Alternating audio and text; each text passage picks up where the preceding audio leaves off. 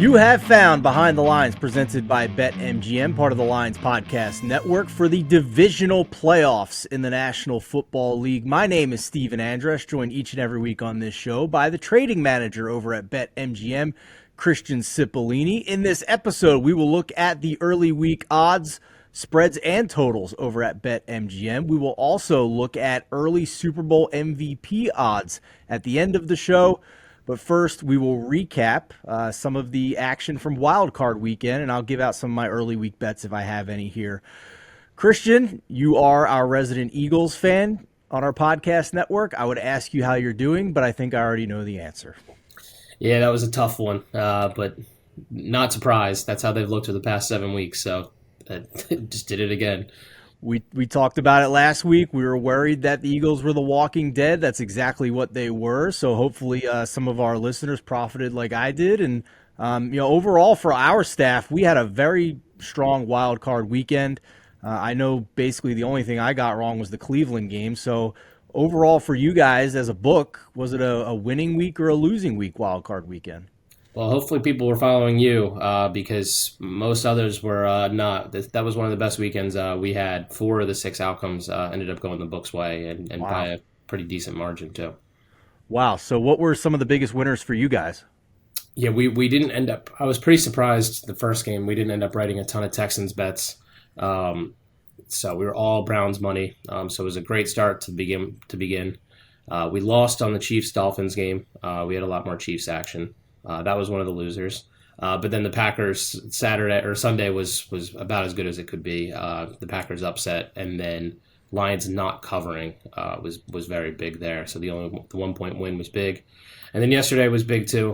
We ended up taking fairly close to 50-50 money in the Steelers-Bills game, which was surprising, but a lot of that stemmed from the game getting moved and bets not getting voided because it was within the same week.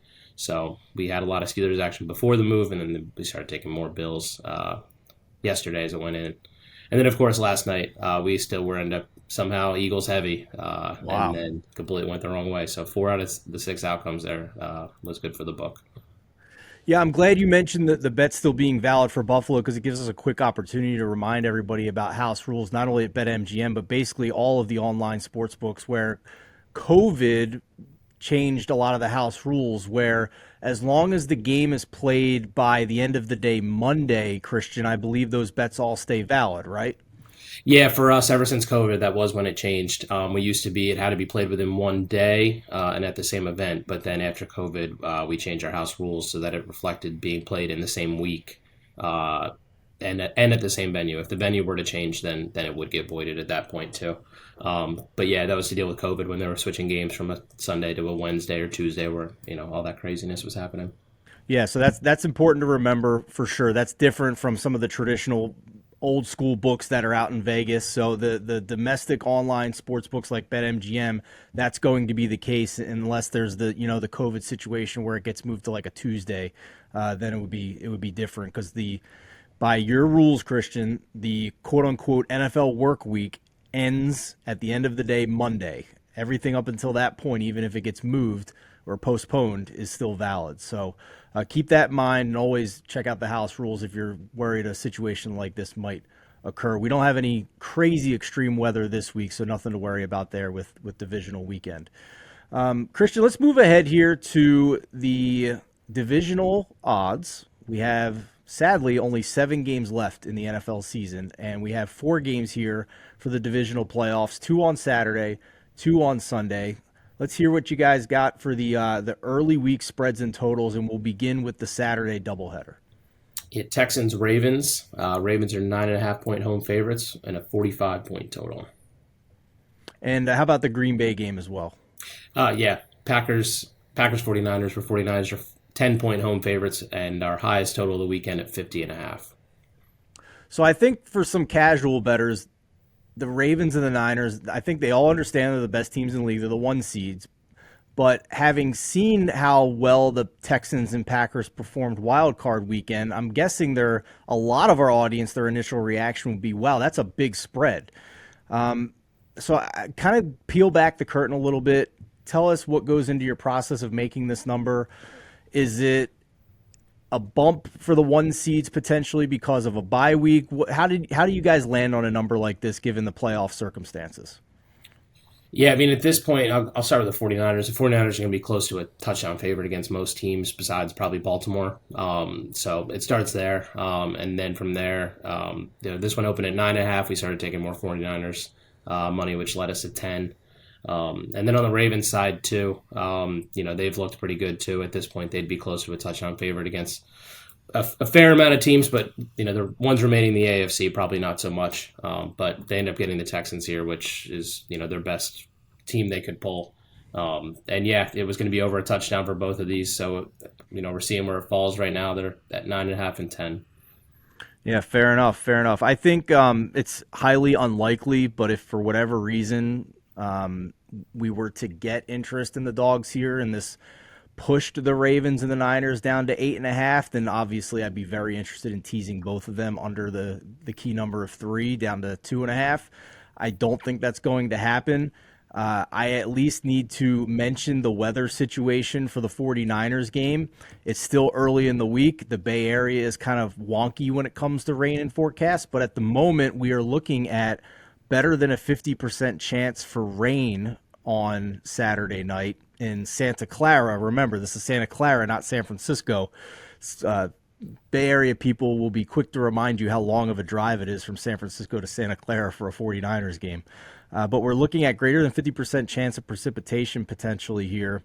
We'll see if that moves. Not much wind in the forecast, so wind is typically what drives a total down, not necessarily rain, but we at least need to monitor this at the moment and see if this forecast is going to be accurate. If it's not, I think we get points in this game. If this is going to be a situation, we've already started to see early week interest in the under because of those weather concerns. We've moved this to 50.5 basically across most of the books. If this gets into the 40s and then the weather situation seems to be okay, well, I might come back in on the over at that point because we've talked at length about the Packers defense. They were benefited greatly from turnovers and bad decisions by Dak Prescott in that last game. But coming into that game, we talked at length about the metrics were not kind to the Packers down the stretch despite facing poor quarterbacks. And on the other side, this is a big step up in class for Jordan Love against the 49ers defense. However, their offensive line, when healthy, is elite at pass blocking. They have been mostly impenetrable. They are number 2 in the league this season in pass block win rate. So I at least think they're going to be able to score some points in this one. If that's the case and we get some decent weather, I'm monitoring it, but that's the game and that's the side I'm looking at least at the moment in this one, at least in terms of the Saturday games. Christian, let's move forward to the Sunday doubleheader here, early week spreads and totals over at BetMGM. Yeah, Bucks at Lions start on Sunday afternoon. Lions are 6-point home favorites with a 48.5-point total. And then the big one, Sunday night, Chiefs at Bills, where Bills are 2.5-point home favorites with a 46-point total. So I went back and checked what you guys had around the closing number for when the Lions played at the Bucks earlier this season, and it was about 3.5. So if we flip home field here, let's just say 2 points. Some home fields don't get that, but I think Detroit at this point is a legitimate home field with how rowdy they are right now with their historic playoff win. Let's say if we flip 2 points, we're getting that 6 to 7 range here. So numerically, it makes sense to me. I also have concerns about the Lions defense. Now, full disclosure, this opened up. I think there was a 5.5, and I grabbed it. But I need to do some more looking into this because of the defensive metrics of Detroit here. I did a number grab because I didn't think it was ever going to exist again at 5.5 for the rest of the week. But I am not sure about this defense still for Detroit. And Christian, I guess my question to you would be, how much have these two teams' ratings changed? Have they changed since that initial meeting weeks ago? Or are you pretty much basically around the same numbers here, same difference? Yeah, I mean, it ends up flowing about the same, but I would say the Bucks rating, despite winning pretty big, has not moved very much. They actually made a ton of mistakes in that game. They had a lot of drops, and then the week before, barely hanging on to beat the Panthers to get into the playoffs in general. So their rating isn't very high. And then the Lions about the same because their defense hasn't been as good, but they end up getting a good matchup here where they get their second playoff game against the Bucks. Yeah, we'll see if the Lions can generate any pressure here against this Tampa Bay offensive line and a banged up Baker Mayfield. He got his other ankle stepped on in that game against Philadelphia. And yeah, I agree with you. I think last night was just a product of some of the worst tackling I've seen since covering high school football as a local sports reporter. Like, that was brutal. And you can't expect that any given week against most defenses. So we'll see about whether or not the Lions can get pressure. They are number one in the league in pressure rate, matching about their blitz percentage, a 28% pressure rate, a little higher blitz rate, closer to 29%. But they have generated pressure, so we'll see. And they're going to need to, because the back end of that Lions defense is suspect, even though they're getting healthier and getting C.J. Gardner-Johnson back after he missed most of the season. So it's an interesting handicap. I know Eli Hershkovich is going to be breaking this down on Beat the Closing Number later today on our podcast network, so keep an eye out for that. This Kansas City-Buffalo game, Christian, I also have to ask you about. I am wondering if the Buffalo injury concerns are going into why you made this number 2.5 as opposed to maybe 3. It did open at 3, actually. I think we were even briefly at 3.5, but if we were, it was really, really brief. But we did open at 3, and then took some Chiefs money, so that's how we were at 2.5. Yeah, my reaction to that is better saw some of the injuries piling up in the Pittsburgh game. I don't know if you share the same opinion, but just take your odds maker hat off and put your better hat on here for a second and tell me why you think it moved from 3 to 2.5. It probably is a lot of the injuries. The Chiefs' defense is seemingly very good at this point, while their offense still kind of struggles. I mean, this ends up seeming like a pretty good matchup for the Chiefs, where they get a pretty banged up defense, and their defense has been able to stop. So I get why people were coming in on the Chiefs at that point. Yeah, it's almost like, congratulations, Buffalo. You finally get a home playoff game against the Chiefs. However, you get 2 days of rest disadvantage and all of these injuries on top of it, which means fewer days to get healthy for this game. So, man, I mean, that's tough. And, their number 2 corner, Teron Johnson, I believe. I'll double check that. But he had a head injury. We're not sure if he's going to be in concussion protocol. If he is in, Teron Johnson. If he is in concussion protocol, well, that's a short week now to try and get out of concussion protocol, having played on Monday and now coming back and playing on Sunday on a short week. So we'll see about him. Rasul Douglas did not play last week. We'll see if he's able to play. Sounds like there's more optimism with him being able to come back for this one. He said he was close and he was held out as a precautionary reason. So that would be certainly helpful, but they also have a ton of other injuries. Taylor Rapp, Terrell Bernard, Balin Spector, Tyrell Dodson, the last 3 names I mentioned, all linebackers. So, kind of the wrong quarterback to have a lot of defensive injuries, and that's what they've been hanging their hat on in recent weeks to get into the playoffs, is an upgrade in their defensive metrics. So if they're hurt again, then we maybe start seeing the bad Bills defense we saw for 6 weeks in the middle of the year. So I'm only interested in the Chiefs at this point. If you can do a teaser at 2.5, and there's a partner out there that you are comfortable pairing with, then go for it. There aren't any traditional Wong teaser partners out there with only 4 games on the schedule. Otherwise, I'd probably just be waiting for a 3 on Kansas City. And if it never shows up again, I'd probably just take Chiefs money line in this game, to be honest with you. So I was optimistic about the Bills being able to make a run and make the playoffs. I'm holding a big ticket on the Bills to win the AFC. But the way they played down the stretch with not having an explosive passing game against good defenses concerned me. And this is a good defense for Kansas City. And now you add the injuries on top of it on defense, and I am concerned. So hopeful, but my action for this game in particular would probably only be on Kansas City at this point with what we know about the injury situation.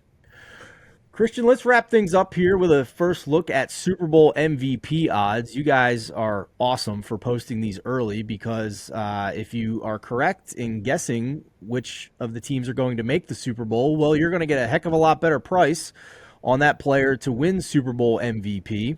I'll kind of read off the favorites here briefly. Lamar Jackson plus 325, Brock Purdy plus 375, Josh Allen plus 600, Christian McCaffrey at plus 800, and Patrick Mahomes at plus 700. Some of the other longer shots down there, you can get, longer than 30 to 1 on some of these guys if you think you get there. A lot of the 49er skill positions are at juicy numbers. But first question to you, Christian, about the quarterbacks here. I'm guessing this is, pretty decent price if you're able to correctly predict who's in the Super Bowl, because a quarterback's odds to win Super Bowl MVP once they get there are not this, right? Yeah, exactly. The quarterbacks will be close to minus 110, somewhere around that range. Certainly not getting plus money on any of them. So yeah, that's where they sit right now. Our biggest liability is on Lamar. We actually don't have a ton on Brock Purdy, but we do have a lot of liability on McCaffrey as well. Those are our two biggest. Makes sense, right? Like if Brock Purdy gets there, maybe he goes scorched earth, but they tend to distribute the ball a little bit. Christian McCaffrey's a bell cow, so I could see him getting credit. As a 49ers fan, I agree with that. I'd be more inclined to take some shots on the other 49ers skill position players. And by the way, now that Dallas is out of the race, the Eagles are out of the race, the Niners have gone from like even money to minus 300 to win the NFC. So if you just want to like spray some 49ers in the Super Bowl market here and have a bunch of them, the odds are telling you that you have a far better than 50% chance, probably like 75% chance by the implied probability, that you're at least going to get the 49ers and the Super Bowl MVP tickets to the final game. And then who knows what happens in the Super Bowl. But, Brock Purdy plus 375, McCaffrey 8 to 1, Debo Samuel 30 to 1, Brandon Ayuk 50 to 1, George Kittle 150 to 1. And if you want to go with some defensive players, Nick Bosa 80 to 1, and the other defensive player I'd be looking at is Fred Warner, who's longer than 100 to 1. And Christian was a little surprised by this fun fact when I told him about it before the show. The one word of warning I will give you. Now, I don't think Christian McCaffrey falls into this category because he's the do-it-all kind of running back. He's, just gets a ton of touches. But there has not been a running back to win Super Bowl MVP since Terrell Davis of the Denver Broncos back in 1998. It has been that long. And I went on my tirade with Christian about how Damian Williams should have won it for the Kansas City Chiefs a few years ago over Patrick Mahomes when they beat the 49ers, when he had 130 total yards and 2 touchdowns, and Mahomes had 2 picks, and they still gave it to Mahomes. Thought it was lazy voting by whoever's in charge of that. But that's quite the streak since 1998 where a running back has not won it. So perhaps Christian McCaffrey can be the one to break that streak. But if I'm betting Niners, I'm certainly taking a shot at some of these other ones not named Brock Purdy, with them now huge favorites to make it to the Super Bowl.